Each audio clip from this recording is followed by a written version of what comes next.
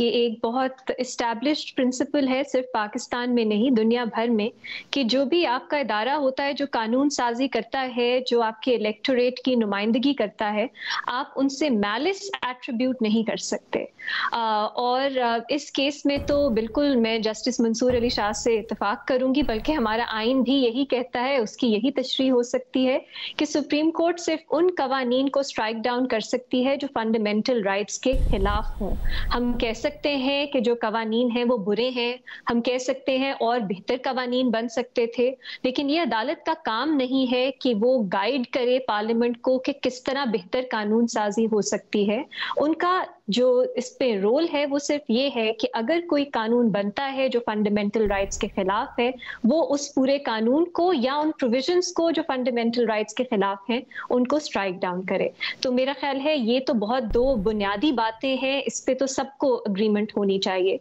लेकिन मैं ज्यादा मेरिट पे जाना नहीं चाहती, क्योंकि जब ये स्वीट एंड शॉर्ट ऑर्डर आएगा तो तब हम डिटेल में इस पे बात कर सकेंगे। भट्टी साहब ने जो नैब अमेंडमेंट्स की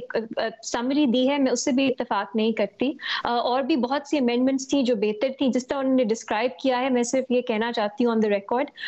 मैं उनसे एग्री नहीं करती। लेकिन मेरा ख्याल है इसकी बात, इसके ऊपर बात करने का मौका बाद में आएगा। आपका जो बुनियादी सवाल जो आपने पूछा कि क्या इस वक्त इस केस का फैसला होना चाहिए था या नहीं, मैं कहूंगी नहीं होना चाहिए। इस वक्त जो फैसला आएगा उसकी लेजिटिमेसी पे भी सवाल उठेंगे, और कल को वो फैसला कायम भी रहेगा या नहीं उस पे भी सवाल उठेंगे। जो जस्टिस मंसूर अली शाह ने बात की है ये पहली बार नहीं हुई, ये जस्टिस काजी फाइज ईसा ने भी, जस्टिस सरदार तारिक ने भी और जस्टिस मंसूर अली शाह साहब ने, जब मिलिट्री कोर्ट्स सिविलियंस के ट्रायल्स के ऊपर मुकदमा चल रहा था, ये तब भी उन्होंने कहा था कि पहले सुप्रीम कोर्ट का जो प्रैक्टिस एंड प्रोसीजर एक्ट है उस पे फैसला आ जाना चाहिए, फिर आप इस तरह के केसेस खास तौर पे 184(3) के सुने, क्योंकि उस कानून में ये कहा गया है कि कोई कॉन्स्टिट्यूशनल इंटरप्रिटेशन पे अगर सुप्रीम कोर्ट केस सुनता है तो मिनिमम 5 जजेस बेंच पे होंगे।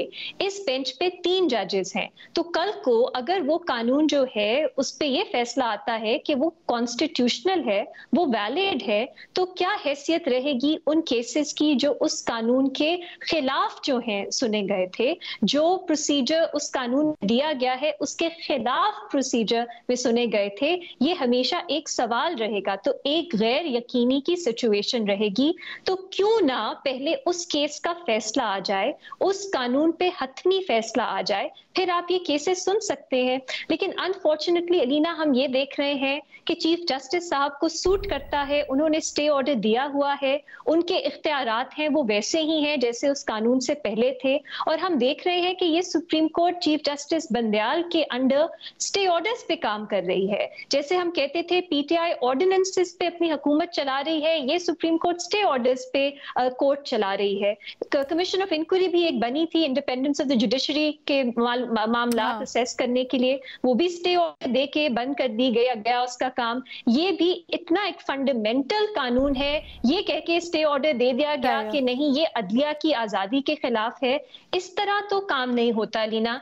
क्योंकि अगर आपने एक फैसला दें ताकि उस पर तनकीद हो, अभी कुछ पैराग्राफ्स में आपने लिख के कि हमें प्राइमा फेसा ये लगता है ये अदलिया की आजादी के खिलाफ है, आपने एक कानून को स्टे दे के उस पे जो है अमल दरामद रोका हुआ है और आप उसी तरह काम चला रहे हैं। ये अदलिया, हम लोग बहुत बार बात कर चुके हैं, अब शायद थोड़ा सा इस पे इतनी देर से बात नहीं हुई, ये अदलिया की पूरी जिस तरह एक फंक्शन, इस वक्त हमें एक मुनज़्ज़म, हमें एक यूनाइटेड, हमें एक ताकतवर बाइख्तियार अदलिया चाहिए, सुप्रीम कोर्ट चाहिए जो इस मुल्क का हाल है। लेकिन इस तरह का जो कॉन्डक्ट है अनफॉर्चुनेटली वो सुप्रीम कोर्ट को इतना वीकन करता है कि लोगों की अब सुप्रीम कोर्ट से भी उम्मीदें नहीं है। अच्छा, और क्या तो मुझे तो बिल्कुल समझ नहीं आती क्या वजह है कि उस एक्ट पे अभी हतमी फैसला नहीं आ रहा और बाकी केसेस हैं वो हम देख रहे हैं कि अदालत सुन रही है।